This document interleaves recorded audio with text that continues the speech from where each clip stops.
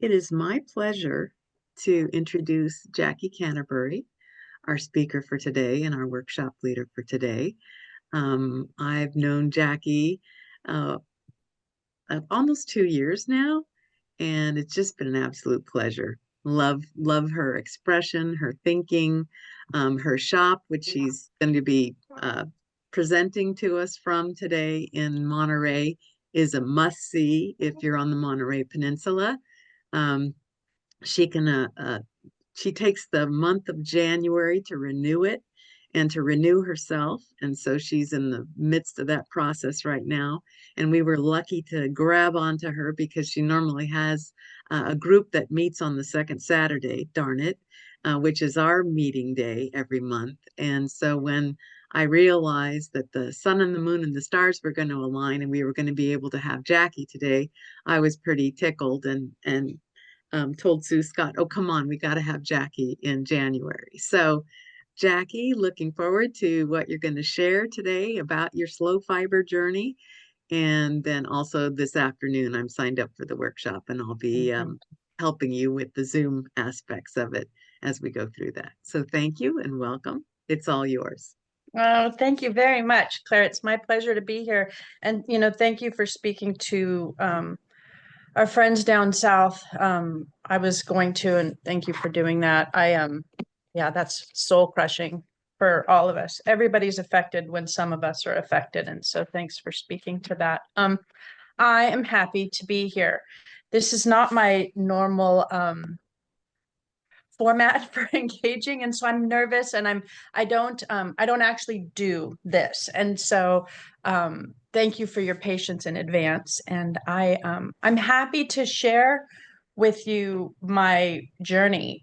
Claire had asked that I talk about the evolution of this store, because it's a pretty interesting story that has a bizarre beginning. So I'm just going to go there. I put together a PowerPoint presentation because I think that's probably the best way for me to stay on track, and include you in the ride that this has been. And oh, what a ride this has been. So what I'm going to do is I'm going to screen share over to another um, page with us. Um, And I'm going to ask for questions um, in certain spots. I lose my train of thought so easily that I'll stop a few times and then we can do questions. And one of the things that I learned about myself recently is that I can prattle on indefinitely, and so I have a clock set up right here, um, and my understanding is that I can go until 11:15. Is that right? Is that what we're going to do? No, you can go as late. I mean, you could go as late as 12:30 if you want to. Oh, okay, great. You have Okay. time. Okay, get ready You have then. time. The 12:30 gives you a half an hour to get a break before your workshop Okay. starts. Great. Thank you. Okay, so Slowfiber, I am a one-man operation here. I do absolutely everything. I have some volunteers who come in and help me. Um, at least once a week, I have someone, and then this month I have a bunch. And I'm a one-person show on purpose. I have no intentions of becoming anything other than this. I've been self-employed for about 20 years. The last 5 I've been here. As of January, I took lease for this building that I'm in, that you see me in right now. And if you count back, that puts us right at COVID, which is an interesting twist to this story. And so what I do here now is, I have a classroom, I have a retail store, um, and we build community. And so you're all, of course, welcome. Maybe some of you have been here, um, and the rest of you, I hope you can find your way in. One of the beautiful things that has happened for us is Zoom and the internet, and we've all brushed up our skills a little bit. So we're able to reach into the broader community of handwork, and textiles, because we've always been a small part of the population, to be able to like span the country and span the world has really changed this work, I think, for all of us. So one of the things that that is a little unknown about me is that I'm actually not what you would consider a seamstress. I'm a conceptual artist who happens to work in textiles. This is a really fun pan of the front room of my store. You can see it's chaos. It's always a little bit messy. There's always a project in every corner. But I think it's a very inviting place and it's got a good vibe. And I've heard that from others. And so because I'm in kind of a weird location, which is not on a main street, I'm a destination. And so a little challenging to find. But once you find me, you never lose me again. But I just thought it would be fun for you to get a big wide view of the store. I can't turn my camera around right now because this place is upside down because we're getting ready for 2025. But I want to talk about my beginning. And so, like I said, I'm a conceptual artist who happens to work in textiles. Historically, I'm actually going to read because it's easier for me to keep on track. And you can read along with me if you'd like. But historically, doing things with and about textiles, from illustrating color books about the Virgin of Guadalupe as a fashion model to putting sweaters and scarves on trees to help city planners with their redevelopment. I just took down a show about women's issues that was hanging in the PG Library Art Gallery. A long time ago, I decided I wouldn't attach myself to art as a way to make a living because no matter how hard I tried, I was always being dictated to, and it would take my work somewhere else. So it's always been easier for me to make a living, however I make a living, and then be a workaholic for my art. And so I've always been kind of a two jobs at one time kind of person. Having been self-employed for 20 years and only 5 of them here, I learned how to do business in that time and have always worked closely in organics and sustainability in the as close as I could in the avenues that I was in.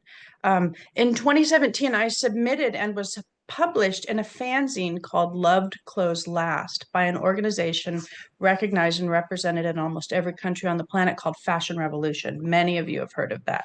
And they're expanding, the dialogue and building connections between origin and consumer in the fashion industry, helping to write policy and really kind of showing the underbelly of what's happening in the world of textiles.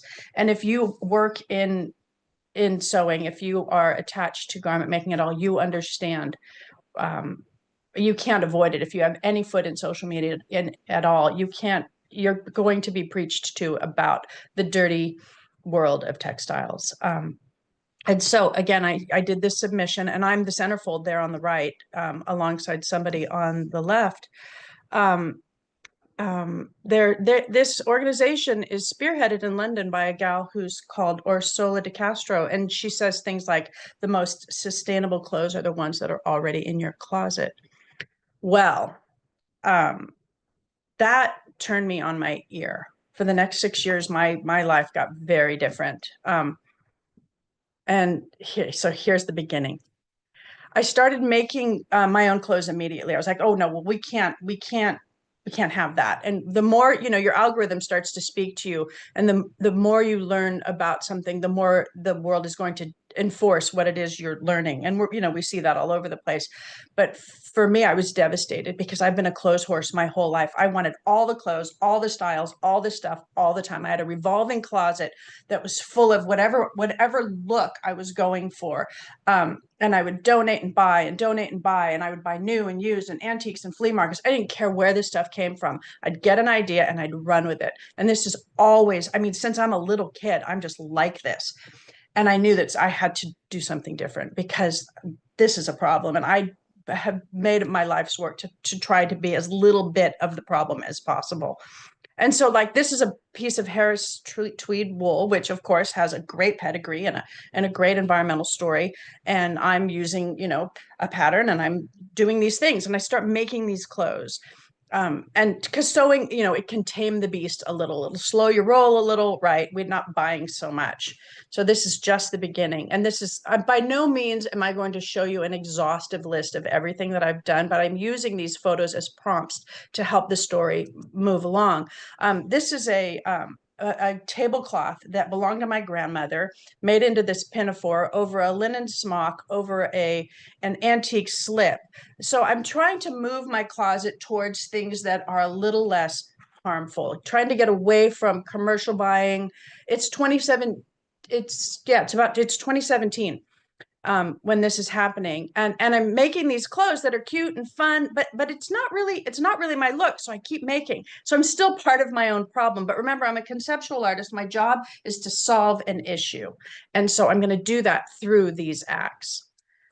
I'm making things that adding as much like pedigree as I can to my closet. I'm making a bunch of stuff. It all ended up kind of looking like Magnolia Pearl, because the sourcing on that stuff was easy, quilt tops and things out of linen closets and sheets and stuff like that. But it still wasn't my look. It was fun to make, but it wasn't my look. This is a quilt top made into a dress in a design that suits me, that this shape suits me. And so I'm working it out, right? But my favorite designers are like Izzy Miyake, the whole Japanese look, and like Runholtz and these hard kind of avant-garde lines are really where my interest is. I've followed people like Rei Kawakubo since the 80s. I have some years in college where I study fashion, and I'm completely enamored by that movement and always have been. But it was, of course, way out of my budget and way out of my skill set. So here's my chance to start digging around in it. This is an apron or a pinafore made out of a pair of suede pants with upcycled hardware. So I'm starting to kind of move in this direction towards something that I can recognize. And of course, digging into my own closet, trying to fix what I already own. There's no point in throwing out all of your clothes and starting all over again when sustainability is the point, right? You've got to work with the sources that you have. And so patching my jeans, of course, is something that I'm going to do, and which we'll talk about later today through my lens. But my clothes are still, I'm kind of like Rick Owens meets Raggedy Ann, and it's not really. It's not a look I'm going to wear. It's fun to make, but we have clothes that we like to make and clothes that we like to wear, and they're not always the same thing. And for me, that was definitely true. And then the other question I'm asking myself in this process over this span of time is, well, in order to be sustainable, do I have to make absolutely everything? Do I have to get out of the world of retail? And I'm making shopping bags, and I'm knitting socks, and making all my scarves, and I'm moving towards something, and I don't quite have it yet. I'm not even sure yet that this process that I'm going through has a name. Because it's still in development, but I'm, voraciously making, right? And so one day I hit it. I'm literally standing in Macy's in the sheets department because I got a new bed. And so I'm having that conversation. Oh no, what do I do? Right? Where's my sustainability here? And I catch myself in the mirror. I'm like, hey, I'm kind of fly. And I'm realizing that I'm moving towards something here. That dress that I'm wearing there is fabric from a garage sale, pair of used boots, and a scarf that was a gift. So I'm moving toward it, right, slowly, and I realize I'm onto something. And I catch that's literally me catching myself in a mirror in a department store, which is so, I don't know, kind of lame. Sorry about that part. But it's a pivotal point for me in this process. And so it was worth hanging on to.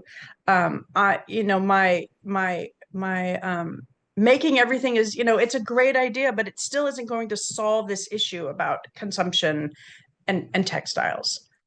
And I start moving in a direction, and I realize there has to be some rules. If I'm going to do this thing, Slowfiber is actually it's getting a name, and it's getting some boundaries and some rules. And so in my closet now, I've got many things. I'm actually wearing something today that's shaped like this as well. Many things with this empire shape, because check this out. How can I wear something forever? What if I lose weight? What if I gain weight? How can I be sustainable in my closet? Right, is the big question. And so everything has to match, right? Texture, color, style.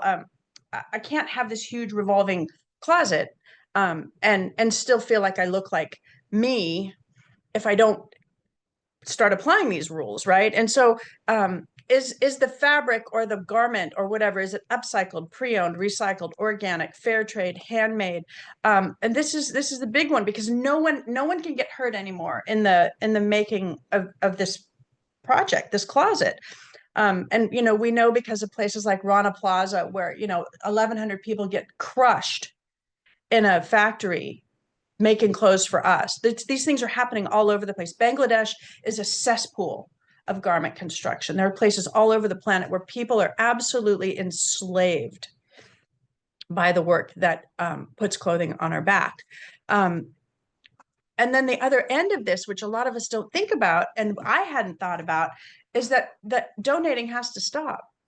I don't get to donate my clothes anymore. I have to keep everything, because when you donate something away, it just means not here. It doesn't mean gone. It doesn't mean reused. It doesn't mean back in somebody else's closet. Only about 20% of everything that we donate actually lands. Again, the rest of it goes to landfills. It goes to second, third, fourth tier markets that are piling up on beaches and washing out to sea and getting into burn piles.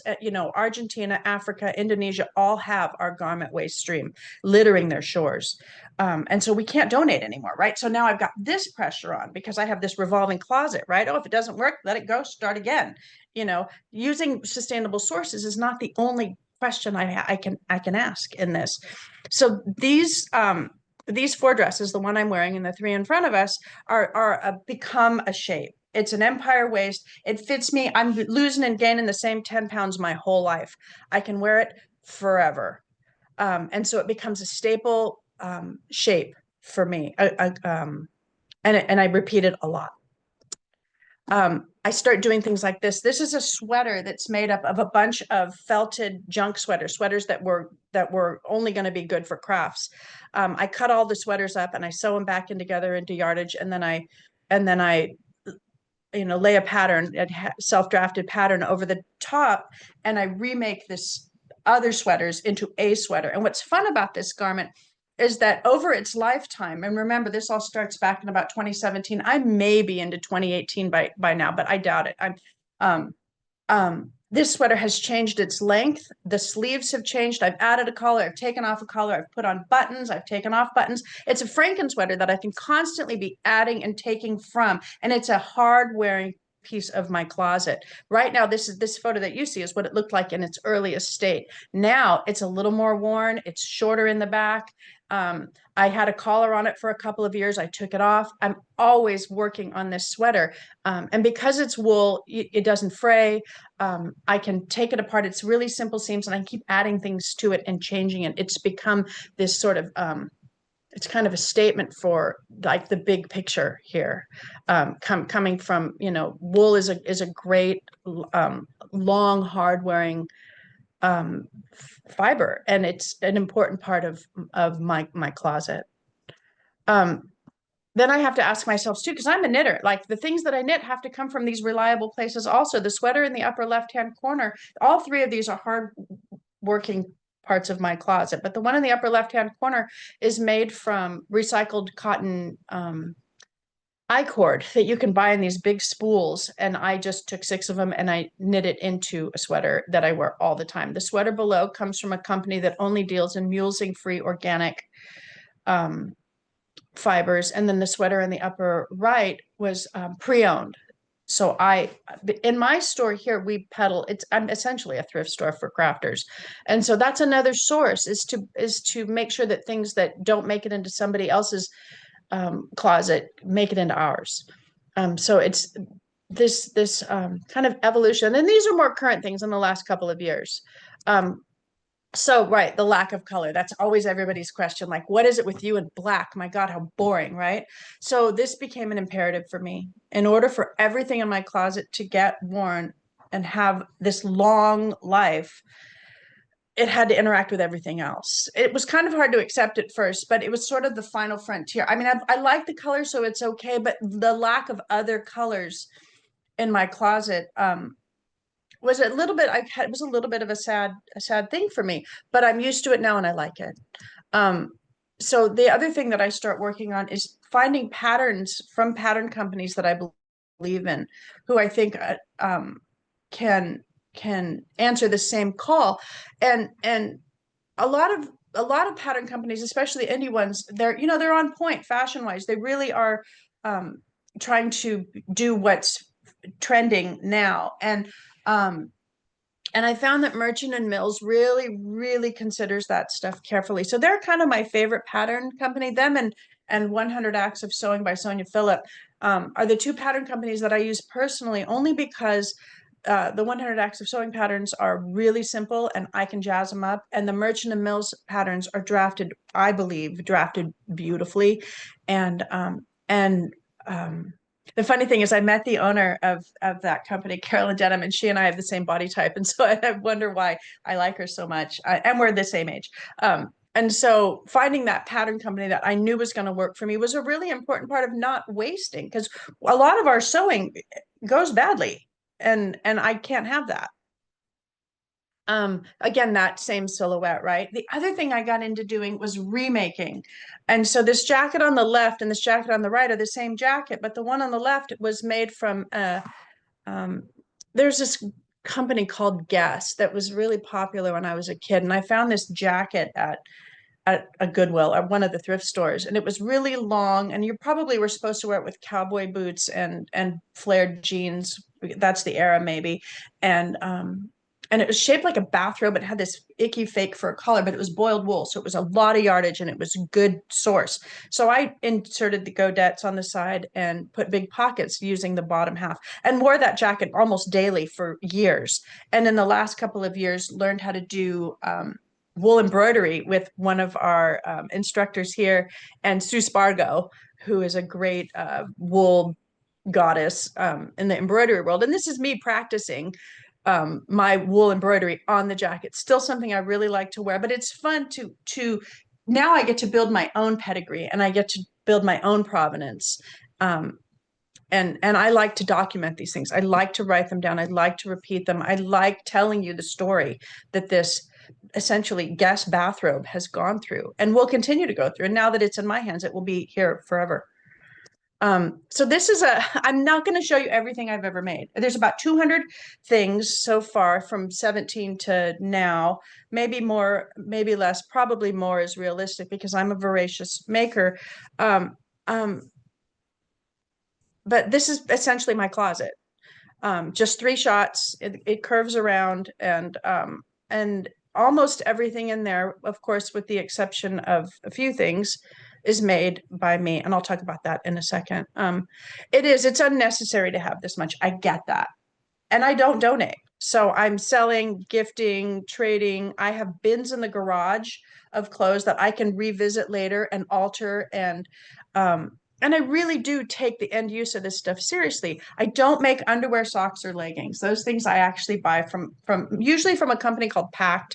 I don't enjoy that kind of sewing. Technical sewing, if it doesn't have a creative twist to it, I'm not really that interested in doing it. And I have to work against my own shortcomings through this entire process to create a world that I can belong to and feel good about. And so those 3 things, of course, and I don't make my own shoes, though I have done it once. I buy that too. And fortunately, I can buy that used. So now I have this entire now and future process that now speaks to who I want to be as an environmentally conscious person. The other part of this is laundry, right? And so I talk about leggings and under things. I wear base layers under my clothes, so I don't have to wash them so much. My laundry is small. I do maybe a load of laundry a week, maybe 2 when it's sheets and towels. And so I have this this whole thing, what I consider kind of my whole footprint mapped and worked out, and that feels good. That is what I call the Slowfiber project. Okay, so the beginning of Slowfiber, a brick and mortar concept. It's forming, and I don't know it yet. It's September of 2019. I'd like to stop right here. If anybody has any questions, before we move on to phase 2 of what it means to be Slowfiber. Got a quick question. Pact. how does the name of the company spelled? Just Oh, PACT or? PACT. Yeah, they claim, and of course they do a pretty good job of explaining themselves. They do organics in fair trade factories. Um, and so like I said, socks, underwear, and leggings I get from them. Okay, There are other I will. companies that probably do it better. I'm Is that grabbing the link and I am okay? sharing it in the. Is that it for Uh, questions? um, Willa is wondering where your store is located in Monterey. Oh, sure. You can put the address in or create a link from slowfiber.com if you want. The contacts page is in the navigation bar. If you wanted to create a link for that, it would give kind of the whole spiel. But I'm in downtown Monterey near Trader Joe's, right at the top of Alvarado.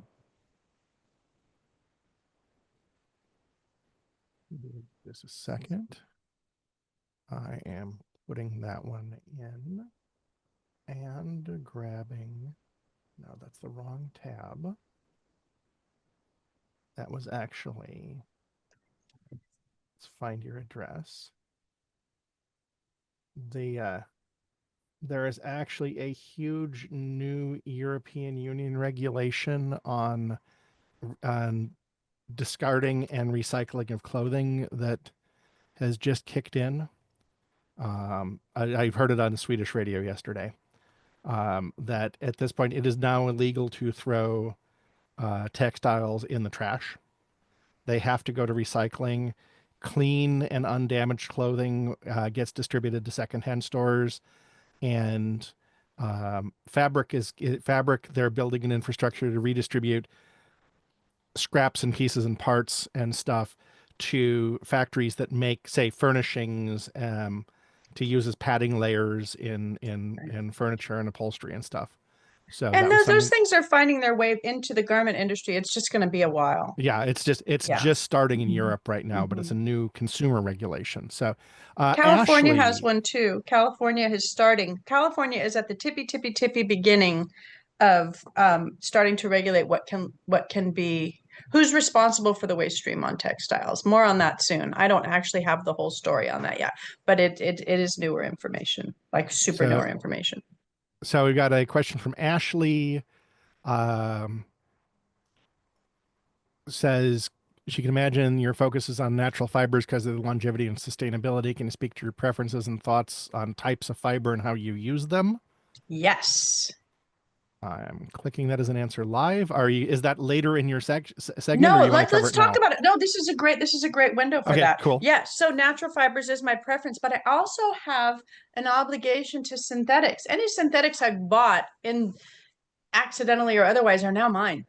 And I take that seriously. They are part of my ethos. So I'm finding ways to use those too. Once in a while, some polyester slips in. I actually like lycra because it helps with the recovery of certain fabrics, which means that I don't know. In the 80s, we wore leggings that were 100% cotton, and our knees and our butts were always bagged out, and so lycra helps to keep that stuff bouncing back. And so I like it. I don't want a ton of it. I in my own construction, again, organic fair trade like that, right?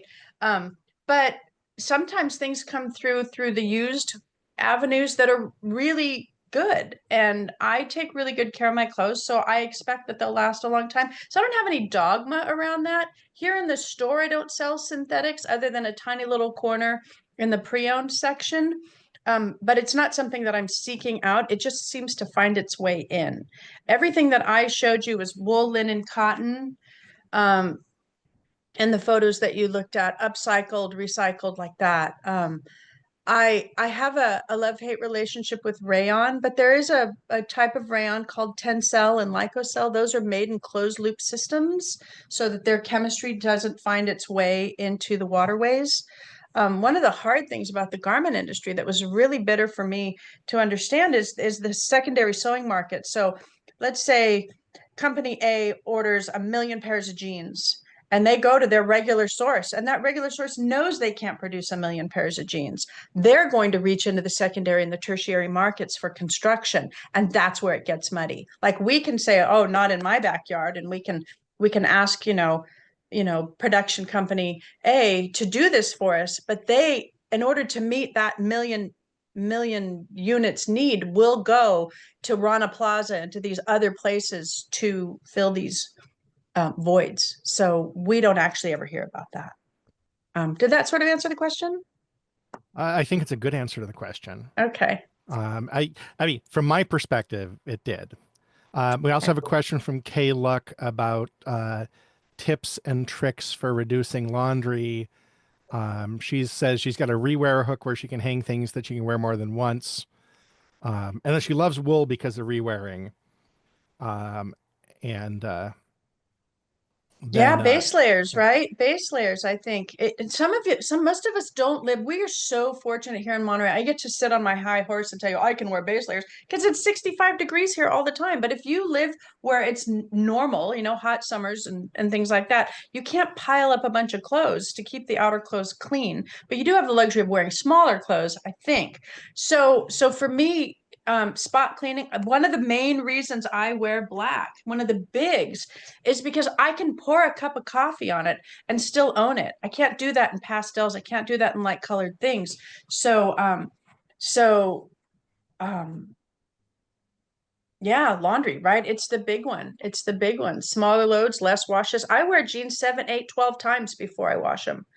And, I take them outside, turn them inside out, shake them out. I do all kinds of things to clothing to keep my laundry as small as possible. But probably, for me, the number one answer I have is base layers and just washing those, because a t-shirt and a pair of underpants or leggings is little laundry, as opposed to, bigger things. And I mean, I go to the gym too. Like I produce that kind of laundry too.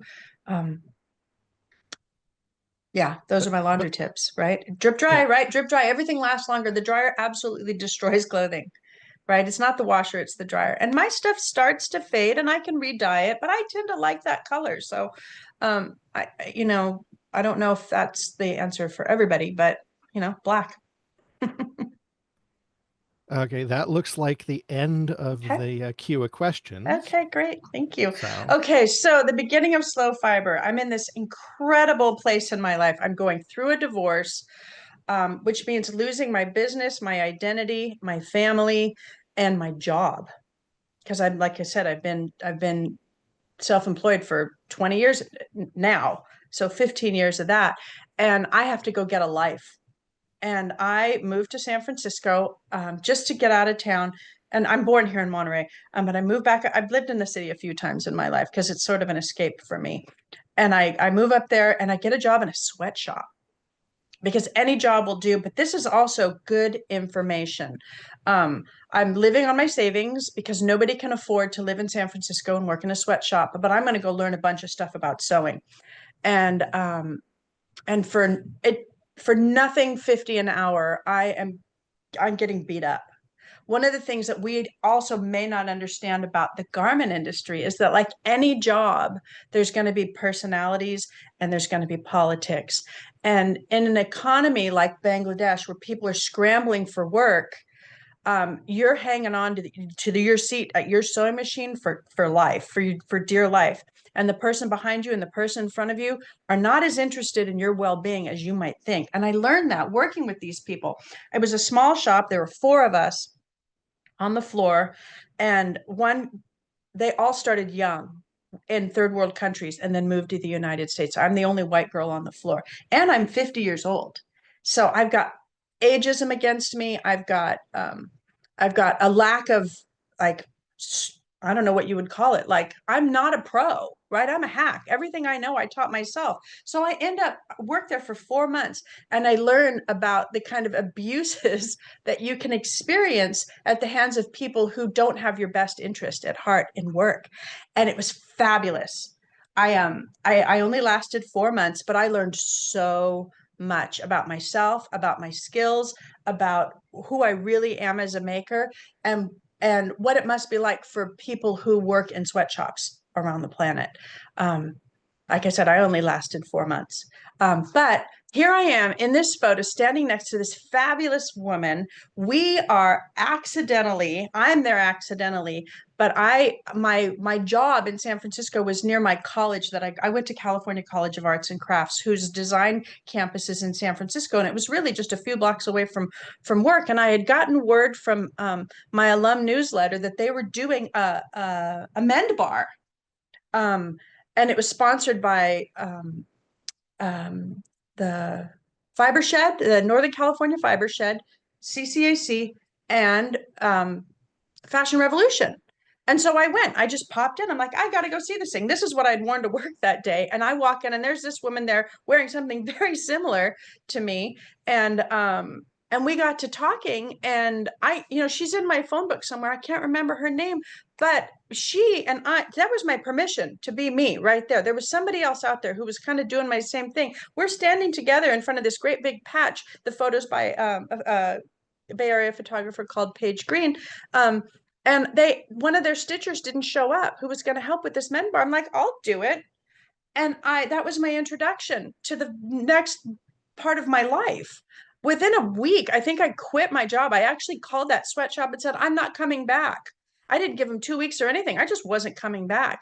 And I sat on the couch and I spent the next 2 months building a website and developing this idea about how I was single-handedly going to save the world with men bars because, man, this was cool, right? This was the coolest thing I'd ever seen. Men bars. Okay, so yeah, this is going to save everyone from certain disaster, and it doesn't, but there's more to it.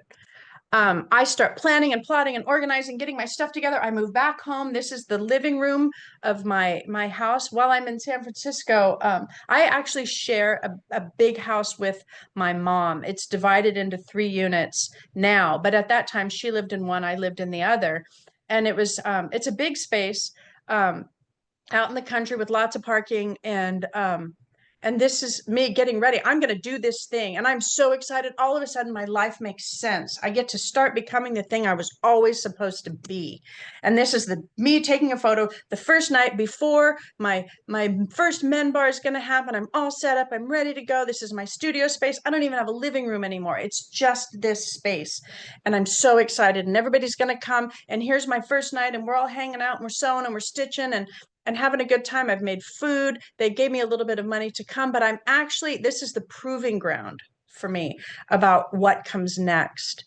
I'm doing things like sewing for others. I'm making repairs. I'm doing pop-ups. I'm selling weird things. I'm developing who I am. And I've got a friend here who is she's the director of art ed for Monterey. And she gives me this kind of once in a while thing, teaching kids sewing essentially in the art program. So I'm doing stuff. I'm starting to get my legs under me. I'm flat broke. I don't care.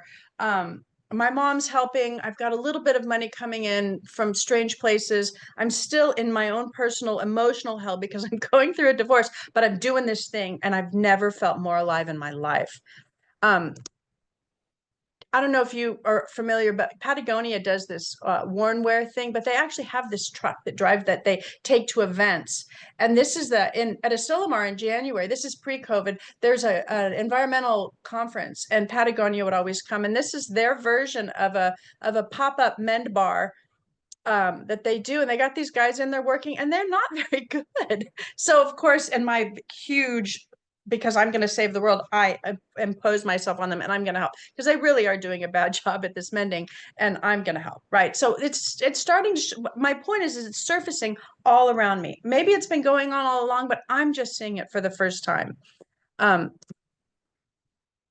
so here, this pops up in my Facebook feed and I save this and it becomes my screensaver for a while. So be brave enough to suck at something new. Right? I don't have a choice. I can't go backwards. I can't go forwards. I've been self-employed so long. I'm a terrible employee. The sweatshop was run so bad. I probably could have run the place, but I wasn't qualified to work on the floor. And so I'm constantly being confronted with me. And this line right here kind of helps me be me right now at that time. My attorney says, I need some numbers from you. Go around your community and just find me some real estate that so we can, I want to paint a scenario for court, right? I mean, I'm probably telling you guys too much, but this is where I am at the time. And so I go onto LoopNet and I start looking for real estate, and I find this space and I'm like, oh, that's kind of cool. So I go in, I take my mom with me and I look through the window, and this is the space that I see. And I take it. I got nothing to lose, right? I mean, can you get any farther low than no, divorce and where I'm finding myself. I mean, my life is exciting because my head is full, but I still have to get through every single day. So there's my mom, who is my road dog. She's my right hand. She tells me yes about everything. She says, of course you can. And she's been like this my whole life. I grew up in that house where you were allowed to climb on the walls and jump on the bed and make weird things in the kitchen and, sleep on the roof. And that was, I'm one of those lucky kids. We didn't have a lot of money, but we had a lot of creativity in our house. And so here she is helping me figure it out. I took the space. This is the space that Slowfiber is in right now. And this is what I have to do to be able to afford it. This is the master bedroom to my house. I add a kitchen and I lived there for 5 years with this tiny little kitchen and a tiny little bedroom and a bathroom, so that I can afford to become this thing that I want to become. So baby steps, right? I'm moving on. I'm still living on a shoestring. I got nothing. My mom's not making me help pay for anything. God bless her. And I'm going to make this thing work because I have no choice. So this is early days of what Slowfiber looked like. I didn't quite know what I was yet. I didn't have a lot of experience in retail. I'd worked in coffee prior to this. But I knew what I wanted, and I knew that it was a good thing, COVID. So I take lease in January of 20. I open my doors on soft open on March 5th. And by March 12th, we're in trouble. And I have to figure out how to be this thing I don't know what I am yet in a world of people who know how to pivot in catastrophe. And I'm this, right? And so I spend the next year making and marketing 1,500 masks and mask making products. Because one thing that we learned early is that if you are considered necessary, you get to be open. I create this incredible waste stream in behind me making masks, which become patch kits. Because I'm not throwing this stuff out, right? I can't buy it's hard to buy fabric. I don't know enough about mask fabrics to just buy them from anywhere. Joanne's has this line out the door. I still have to run this company. I start asking for donations. I have a friend at the newspaper. They say, oh, here's Slowfiber. It's brand new. If you need a mask, go there. And I'm literally watching this website that I spent months building that's got a bunch of things like thread and, things that a little tiny fabric store has on it. All I can sell is masks, and they're just tick, tick, tick, tick, tick, tick, tick, tick. I'm working from 7 in the morning till 11 o'clock at night, making masks, because we can't get them yet. It's early days, right? And so here's a picture of me pretending to smile with what I finally figured out is the right way to keep me safe and the doors open. That's masks on, gloves off, use a sanitizer, and then come in. And I only let one person in the store at a time. It's well, we all have our own COVID story, and I don't mean to diminish anybody's. I was lucky enough to be able to get to work in that time, and I've never worked harder. And I was one of the lucky ones who didn't lose anybody in that time. But I can't teach. I can't be the thing I wanted to be, which was to help everybody become better at taking care of what they owned. So a year later, Slowfiber, spring, summer 2021. Hand sewing, it saves me. It shows up at just the right time. I can't tell you, it's so hard to be me. I'm still years into this project, which is great. That's fabulous. I'm making clothes. I'm working on my own personal work is good. But Slowfiber is so hard.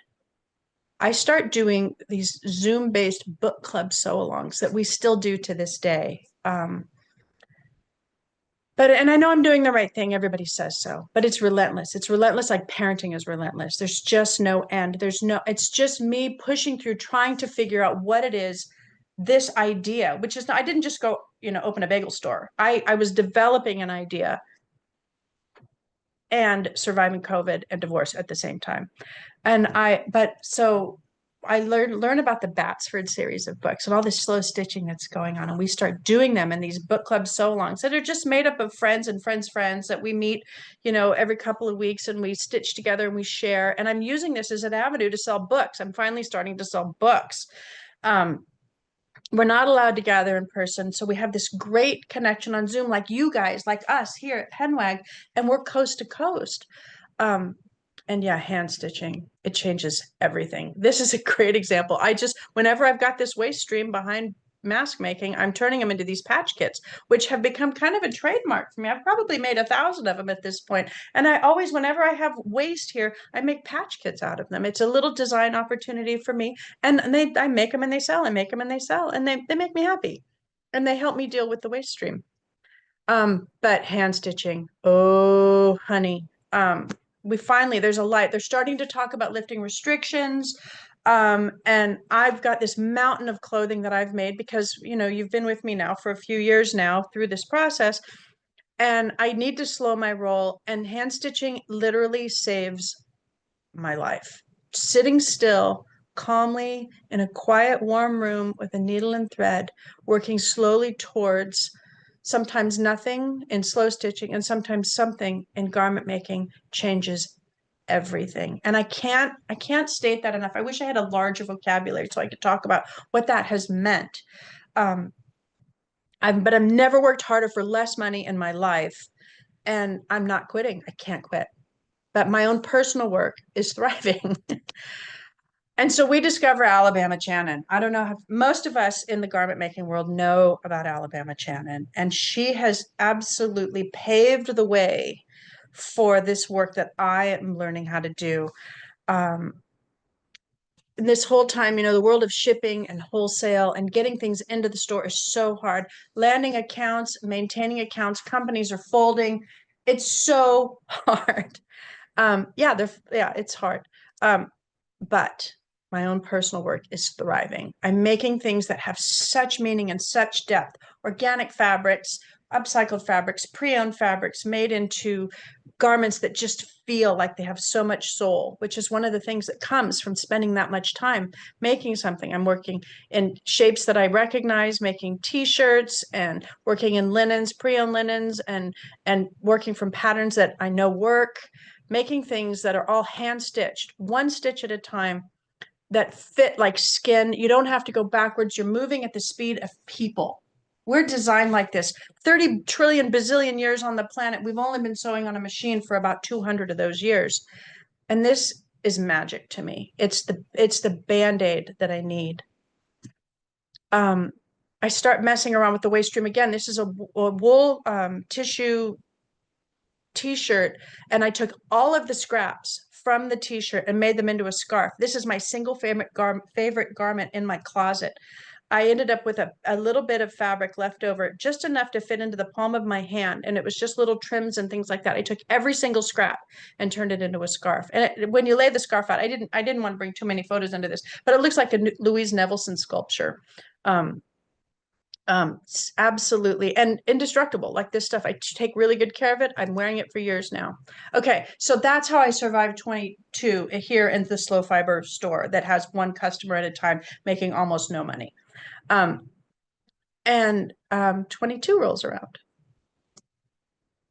and this happens. So there's a room here in Slowfiber. So I don't have room for a classroom. It doesn't matter because we can't teach anyway. But this opens up. I almost feel sometimes like God was working alongside me through all of this, because nobody should have to suffer that long and that hard. And so this room is the back room that is connected to this space, and it's where the magic happens now. This is where we bring people in. This comes from my neighbor. He says, I can't afford to stay here anymore. I got to go. And I'm like, I'll take it. So they rent it to me for almost nothing, and it becomes the Slowfiber classroom. There's my mom again. She's my hero. And this is our first men bar in that space. We don't even have furniture yet. We're just sitting on the floor, and we're mending and we're fixing and we're sharing and we're making friends. And all of those people are still in my network of people now. These are people who get it, and I'm grateful. And because of that classroom, we can start meeting. We mask up. We've got all these rules. We're sanitizing. We've got some traction. People are still not leaving their house much, but it's going to happen, right? And we do our first camp. We do our first slow fiber camp. This is out where we live, and I invite 30 people to get together, and we teach each other about natural dyeing. It's sort of one of those frontiers you can't really do in a classroom setting. You got to have lots of room and lots of time and lots of people. And camp is a hit. It's a total hit. Who knew that getting together over a long weekend with a group of women, exploring and sharing what you know, could be this good? Well, everybody seemed to know that but me. But so I make one happen. We've had 3 camps now. We do camp every year, and I don't think I'll ever miss it. It's a way to connect through food and time and skill in a way that just isn't possible without a lot of time. And it's one of the proudest things that I've done, is that bringing people together. So midway through 2022, I meet Jane Milburn, and she is the author of Slow Clothing. She's passing through the US on a Churchill Fellowship from Australia on her way to also go to England. She's interviewing everybody she can get her hands on that all have an interactive relationship in their are interactive in their closets. And I learned about courage and fearlessness in a new way, man. She's really something. And she means to change the world. She comes out of agriculture and the press, and she has a very small closet. What you see her wearing there, she probably wears it twice a week. And it's made up of old silk clothes. So we have this incredible conversation. You can find her on YouTube. Her name is Jane Milburn, and she goes around the country, our country, interviewing all kinds of people who are just like me. And she starts in Australia. She lands in San Francisco, and I'm like maybe her 5th stop or something like that. And so the reason I bring her to light with you guys is because after she leaves me, she goes on all the way to the East Coast and then jumps over to England.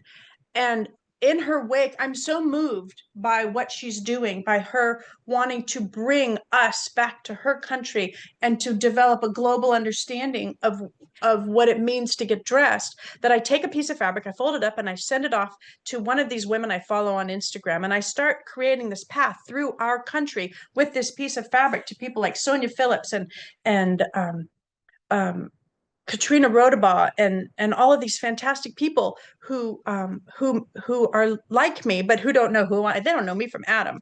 But I send, and it keeps moving. This piece of fabric moves for around the country for a year, and it finally makes its way back to me, and it looks like this. All of the people who were involved, they're all authors, they're all really well-known people, but what's happening is connection. Remember, I'm talking about dye camp and connection, or slow fiber camp, I should call them at large, and connection, making connection, right? It becomes such an important part of how I see myself now, and making connections with strangers, people I don't know. I've got so much courage now because I've suffered through so much that I'll ask anybody for anything, right? And so this comes back, and a woman walks in my door from Australia, another woman named Denise. She goes, "Oh, I know who Jane is. She just lives up the road from me. Can I hand deliver that for you?" So I package it up and we send it. And after I send it off with her, we all start posting on Instagram about this dress. So Jane learns about the dress in hindsight. She doesn't know any of this is happening, but now she wears it all the time. So connection, right? And here she is on her patio wearing it.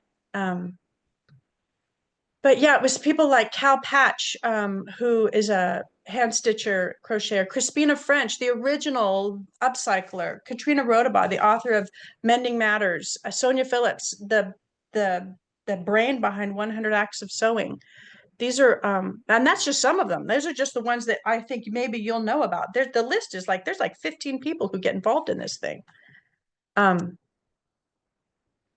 And so my point, connection, right? We all start coming together. These are like Carolyn Denham up here in the left-hand corner, the owner of Merchant and Mills. We have a great conversation about what it means to be engaged in our closets. Nancy Walter on the right, that pair of legs you see right there, she's a graphic designer who came over to sewing and is changing people's lives through storytelling on fabric. Erin Gaffel, one of our local who has become a good friend of mine, who she's a local painter who has incredible reach and has helped to spread the Slowfiber story. And then in the bottom right hand corner there, that's Susan Brandeis, the author of oh gosh, I'm going to draw a blank right now because I need to pull her head up and I'm old. She's the author of, well, she's got 3 books, Cloth, and oh gosh, I'll go grab it in a minute. Anyway, she has touched all of us in some way. We don't even know it. And then in the bottom right hand corner, Crispina French, the original upcycler. People are starting to reach into Slowfiber and they get it and they support me. And so I get invited to do this show. It's a little show here in town, and I have the pieces here. I'm going to show them to you. But this is me standing in front of a room full of strangers talking about very personal artwork that I've just finished and I have hung that I'll show you in just a second. But do you have any questions? This is a good place to stop for questions. I do not see any questions in the Q&A or the chat at the moment. Okay, got it. Okay, I hope I haven't put you guys to sleep. You are up at 53 people in the room now, so I don't think you have. Okay, good. Okay, so I'm talking here and I'm standing in front of this group full of people. My car is broken down the street, and I've run to this talk. The show hung for 3 months. It was art that I made about women's issues. And I have the art here if you want to come see it in person. I'm one of those people, you can touch my art. I'm going to show you some quick photos of it because I know I was going to start running out of time. But in the middle of all of this that's going on, I still work 6 days a week, probably 10 or 12 hours a day. And I can't imagine doing anything else. I have landed. I have arrived. I make enough money now. My store is exciting. People come here. It's a great place. I think I'm onto something and I would love to share this with the entire world because it works. So this is me. So many of you, I don't know how people feel about this, but I'm pretty political and I'm very much about women's issues. And sewing is a women's issue. Mending is a women's issue. Men do it, and I'm so grateful, but we still really are that. Women still really are the world of textiles, construction and otherwise. So the taking down of Roe versus Wade hits me so hard. I get online, I make a Zoom, and I teach just a room full of people how to applique and embroider because we're going to start making garments that discuss what this is. And so these are what I call my pussy pants or my pro-row pants. And right there in the crotch, you'll see some writing, and it says, there's a special place in hell for women who don't support other women. And on the back, it says that vasectomies save lives. And so these are some earlier photos of this. You can find these on my website. This is a skirt that came out of the pandemic that's made from an old quilt. Totally, like, there's a lot of textiles out there that are not salvageable. And to me, that's a challenge. This was a quilt top that was constructed so poorly, there was no way it was ever going to make it onto a bed. So I cut it up into a skirt and a 4-gourd skirt, and I started writing the news on the inside. The outside was designed to be a little non-offensive. Flowers are always that kind of innocuous way that we can like express ourselves, but on the inside it's news. It's my news, it's my view of the news, it's what I think about the news, what's happening to me at any given time over a couple of years. And so that's the part that stays closest to me. And that's obviously the part that stays closest to us is what we think about things. This jacket hung on the wall in here for years, and menswear is made so well, and it's made to fit and feel good. And women's wear is designed to sort of drape and be sexy and not last and contort us and squish us into different shapes and hurt our feet and bring our waists in and push our boobs up. And I don't really like that. And the Slowfiber project sort of put that stuff front and center to me because I'm trying to make things that last forever. And so this jacket, it's an old men's Harris tweed jacket where I just took the time to switch the placket on it because I still am very body memory oriented. And I'm learning about applique and surface design and building and rebuilding clothing. And so this is the result of it. And it's actually a really fantastic testament, I think, to women's wear via menswear. And then I was in England a couple of years ago, and I got to go on a shoemaking workshop, and I got to go to Merchant and Mills, and my store paid for that. Um, and it was I got COVID while I was there, so I was dumb as a bag of sand on the entire trip. But because that was one of my side effects, is just total brain fog. But while I was there, I was down at Downing Street, and there's a sculpture. I think it's in the next shot. This sculpture stands in the middle of London, and it's a monument to the women of World War II. And what it is a great big bronze thing with a bunch of garment pegs around it, with all the uniforms that the women of World War II wore. I saw that. I was furious. I'm crossing 4 lanes of traffic to get over there and get closer at that. And I think, how dare you minimize what the women did in World War II to what they wore? And so I run home. I'm essentially like, okay, I have to speak to this. And I make that skirt that I just showed you. And all over the skirt is applique and language. So what I did, I got home, I started asking all of my friends, what do you think about women at wartime? What does it make you think of? And I got a laundry list, just piles and piles of notes. And I started embroidering and appliquing them all over this skirt. And the most important thing I think that was said from all of the information that I gathered from my friends and the people who came through my store was from my friend Marcy. And she said, during wartime, men do what they're told and women do everything else. And I thought that's probably the most important thing I've ever heard someone say. And so anyway, that's that body of work. There's a few other things that were hanging in that show. And like I said, they're here at the store if you want to see them. So with that, in all of this, before I ever open the store, I have to write a mission statement. You can't be a business without a mission statement. So here's my mission statement. It says, when we cultivate the soul and the pedigree of our closets and we cherish the history, source, and content of what we wear, we stop donating clothes and can keep and share unused garments to avoid buying them again. So please ask who made those clothes and how much the lowest paid person in the factory earned before buying new. Then please mend or upcycle. And as a group who can share new and old skills, we can embrace garment care because love clothes last and should challenge economic and gender bias associated with what we wear or who's responsible for its care, critical of environment and social injustice, including the fact that we have no right to excesses. We must tune into the new fashion influencers who choose circular economies, dignity, fair wages, and our planet, please. So that's how I open this store. That's what I think when I open this store is my goal. And what I know now is so different. So I started with this problem, right, which was my closet. That's the Slowfiber project. And I attack it like an artist. And I believe my mission statement was the answer. But now Slowfiber, we're a fabric store, we're a thrift store, we're a classroom, we're textiles teachers, we're building agency. I'm a resource dealer, a philanthropist. I'm not just a fabric store. And what my mission statement is now is connection, experiences, and agency.